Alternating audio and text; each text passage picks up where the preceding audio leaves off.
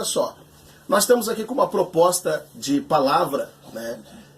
E essa proposta de palavra veio por intermédio da minha pessoa, ouvindo aqui o nosso amado pregando num grande culto abençoado aí no nosso ministério. E aquilo indagou-me, eu fiquei pensando, gente, durante a semana, glória a Deus, né, sobre esta palavra. Sabe aquela palavra que é um pingo d'água, cara, que bate, e incomoda, né, incomoda. E é interessante, até é instigante falar sobre esse tema, porque o tema é o seguinte, ó, os porquê de Deus, amado. Você já parou para pensar por que Deus pergunta sendo Ele onisciente? Ora, um dos atributos de Deus... O que seria atributo, amado? Né? Quando a gente fala assim, atributo de Deus, o que te faz lembrar, amado? Eu acredito que de uma maneira mais fácil simples, de entender, até para quem não seja cristão, que esteja assistindo, né? Seja características de Deus, da essência de Deus, características da essência de Deus. De uma maneira muito simples, eu acredito que é assim. Perfeito. Pegando a carona desse cavalo, né? Pegando esse cavalo encilhado aí, falando então dos atributos de Deus, né? Que são as qualidades e características expressivas do caráter, da personalidade de Deus, a minha pergunta é, se Deus sabe de todas as coisas, isto é, se Deus é onisciente, Ele sabe de todas as coisas, gente, parou para pensar, por que Deus pergunta se Ele sabe de todas as coisas? É por isso que está comigo aqui, ó, para responder, eu fora, mano, ó, eu só vou indagar aqui o da esquerda, aqui o nosso irmão Isaías Fagundes, né? Então, vamos lá, olha, Isaías, eu já tenho a revelação, porque eu já ouvi, né, essa palavra aí que o Espírito Santo tem te direcionado lá na igreja, e eu sei que eu fui edificado, e eu sei que aqueles que nos ouvem também vão ser edificados. A minha pergunta para nós dar esse start aí na nossa conversa é o seguinte: por que Deus pergunta, irmão Isaías, sendo Ele onisciente, sabendo de todas as coisas, né? Será que Deus quer aprender, irmão Isaías? Está contigo essa batata, mano. Não, eu estudando a palavra de Deus, eu consegui identificar que há muitas interrogações de Deus na palavra. Deus, ele chega diante de homens e lança perguntas a eles.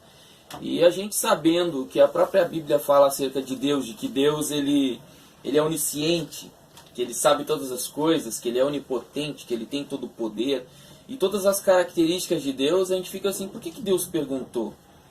Mas analisando os textos bíblicos que Deus questiona, a gente vai ver que através da pergunta, através da interrogação, Deus quer revelar, Deus quer fazer com que as pessoas que forem interrogadas por Ele, reflitam sobre quem é Deus, o que Ele pode e o que Ele faz. Verdade. Então, é só nós analisarmos alguns textos. Eu acho que depois ali o irmão Elton vai direcionando aqui, a gente vai citando alguns textos, mas sempre que Deus lança uma interrogação, Ele faz com que as pessoas reflitam sobre a essência de quem Ele é e do que Ele faz. E parece que isso é muito parecido até com o que a filosofia muitas das vezes fala acerca de que através das perguntas se alcança a sabedoria.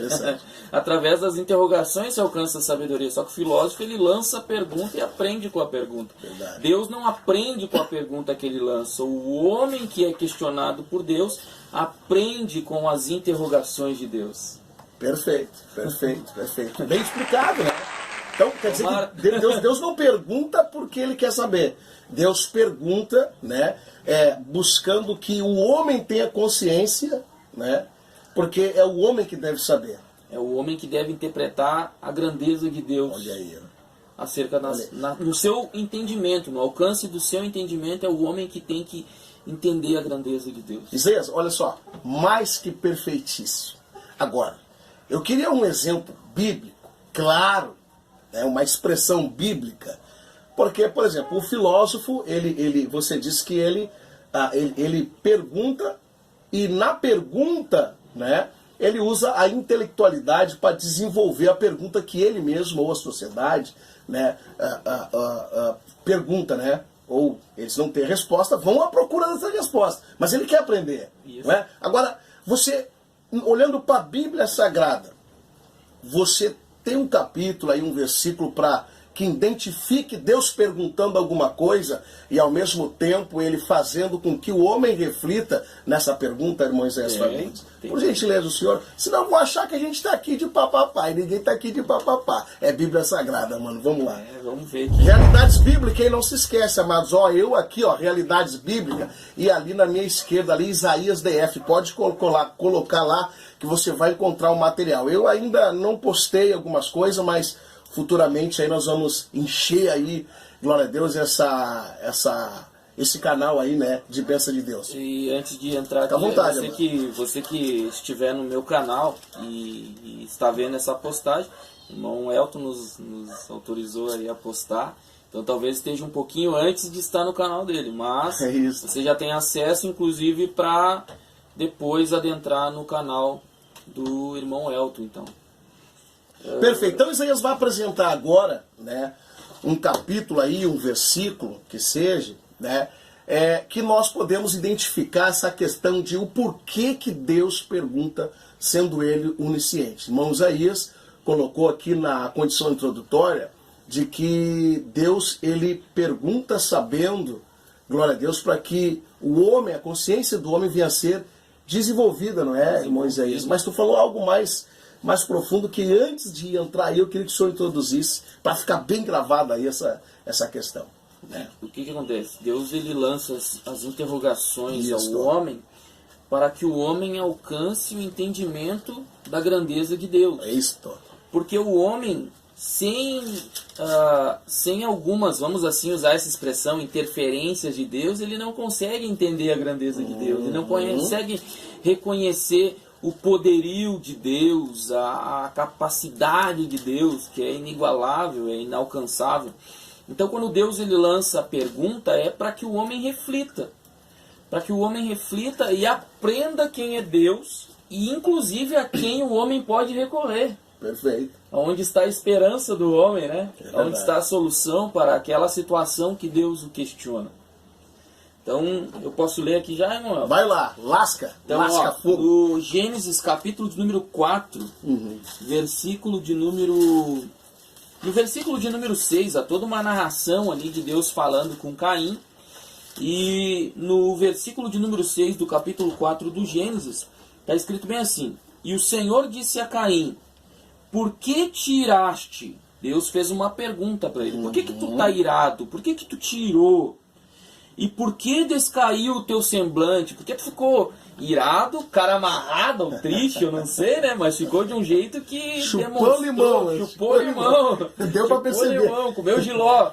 Giló. Então Deus, ele faz essa pergunta. Por que isso? Mas Deus sabia o porquê. Tanto que a gente lendo adiante o texto, a gente vai ver que Deus sabia o porquê, porque de Deus nada esconde, Deus vê tudo, Deus sabe a tua essência, Deus sabe aquilo que o homem não vê, Ele conhece a tua estrutura, tudo. Então, no versículo 7, aí Deus pega e dá uma dica para ele, fazendo uma pergunta. Primeiro Deus pergunta por que ele está daquele jeito, sabendo como ele estava, para que ele reflita. O que gerou aquilo nele? Qual foi o sentimento que alimentou aquela cara de limão?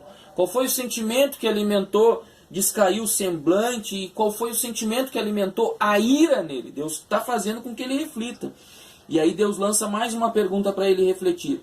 Se bem fizeres, ou se fizeres o bem, não é certo que serás aceito? Jesus. Ele está dizendo, se você faz o bem, você não é aceito pelo bem que faz? Verdade. E aí Deus continua, para que ele reflita.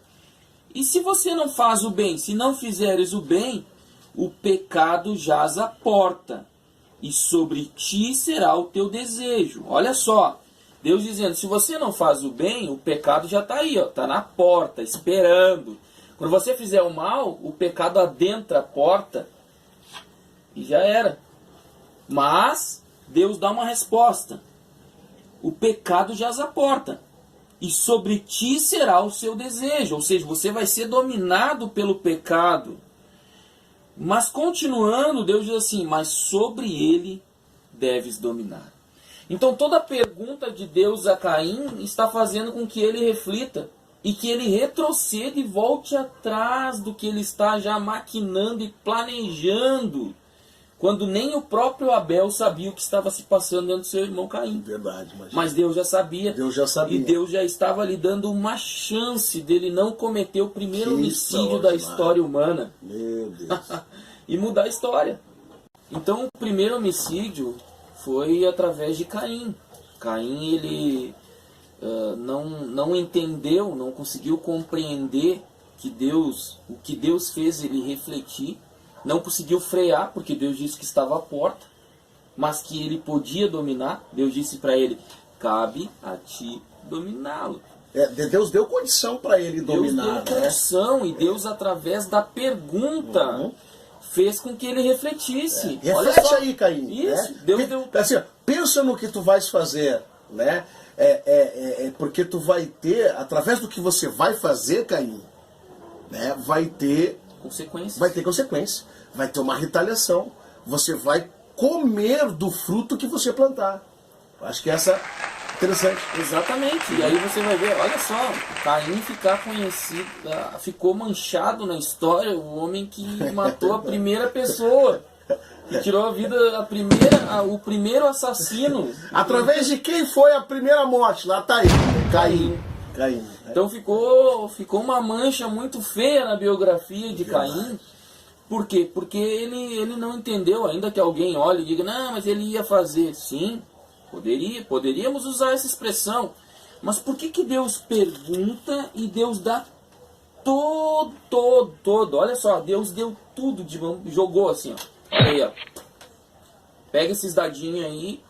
Ou tu monta esses Lego aí desse jeito, ou então o resultado vai ser esse. Deus jogou tudo o que ia acontecer. Deus jogou o que tinha no coração dele, o que estava alimentando. Através da pergunta, Deus deu toda a resposta para que ele refletisse e tomasse uma atitude. Através de uma pergunta. Através de uma pergunta. Meu Deus do céu. Eu posso perguntar aqui pro nosso querido internauta, né, aquele que está acessando o vídeo, né, para ele refletir um pouco, né, porque essa mensagem, quando foi pregada na igreja, agora a gente transformou ela aqui num estudo praticamente.